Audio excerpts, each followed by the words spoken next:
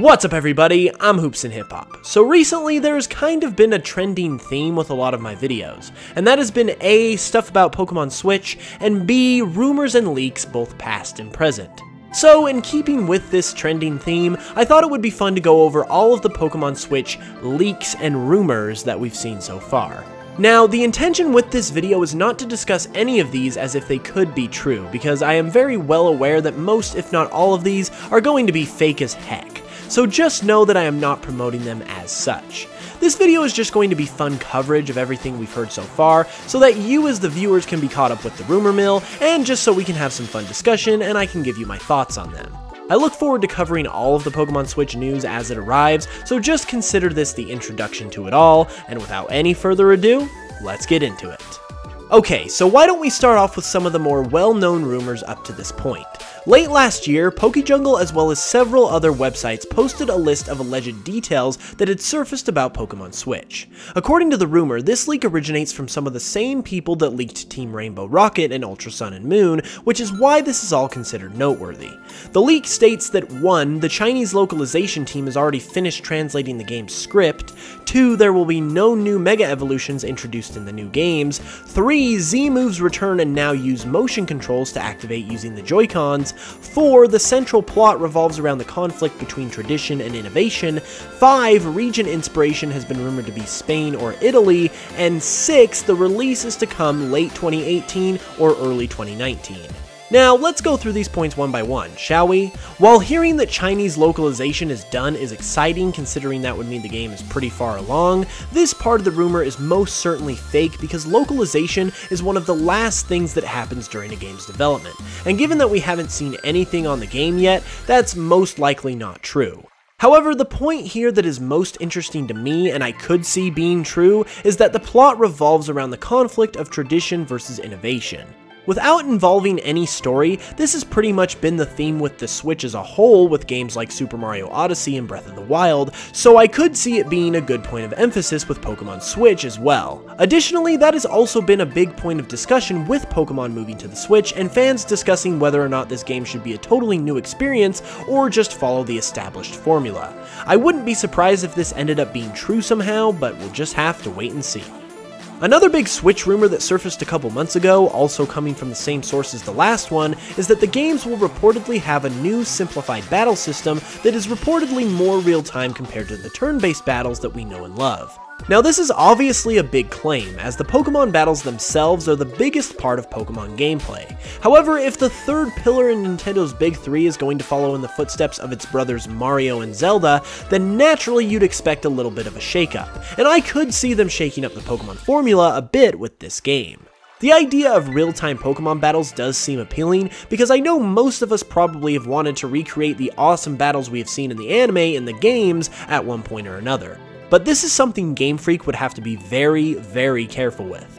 As I said, the battles are the core of Pokemon's gameplay, and in order to successfully switch it up, I believe they would need to strike a balance with new and old. This goes back to that theme of tradition versus innovation, which by now I'm sure you can see how that would make perfect sense, but until we get a peek at what Pokemon Switch actually looks like, there's no way we'll be able to know for sure which direction they have decided to take on this.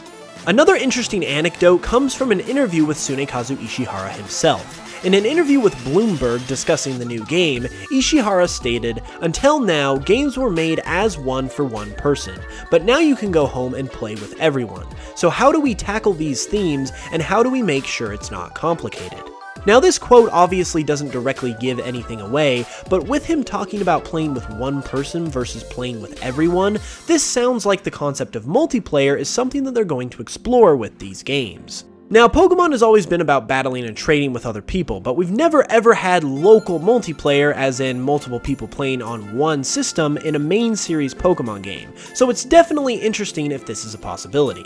Now, the most logical way to go about this would be to integrate some sort of stadium mode, where they essentially just put Pokemon Stadium style battles into the game, and that's how they could bring back the Pokemon Stadium series that everyone has been wanting. And if you think about it, that would actually make perfect sense given how Sun and Moon sort of brought back Pokemon Snap with its picture-taking feature, and I think that's something that's definitely doable, but we'll just have to wait and see what happens. Next up is a 4chan rumor, cause you know it wouldn't be a rumor video without something from 4chan. Now, I don't usually follow these, so I'm not going to speak to how legit the source is, I just know that it's something that got some notoriety during the last several weeks, so that's why I'm covering it.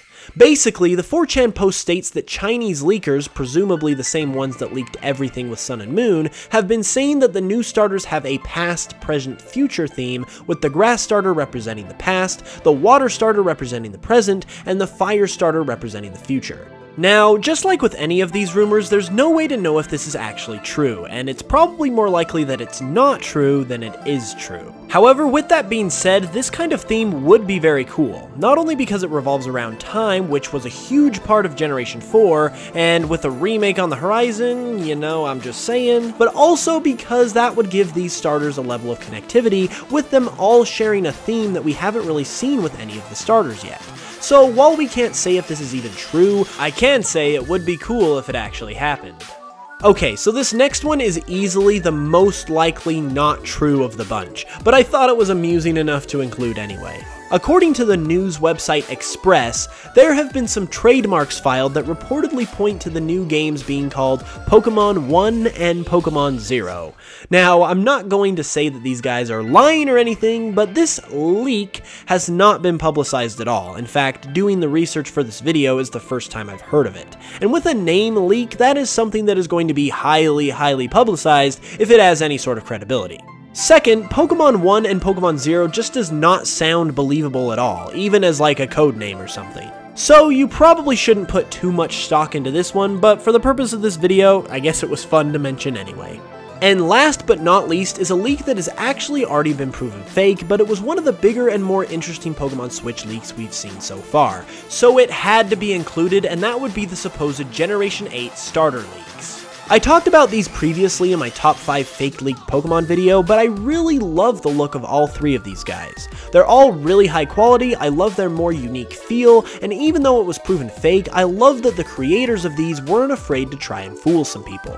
I don't know if I'm alone here, but I love seeing these types of leaks surface, even if they are fake, because it creates a lot of excitement, discussion, and we get to see some great ideas and artwork surface. So even though, yes, I do want to see some legit stuff for Pokemon Switch, if you have the ability to create something like this that can fool some people, I say bring it on.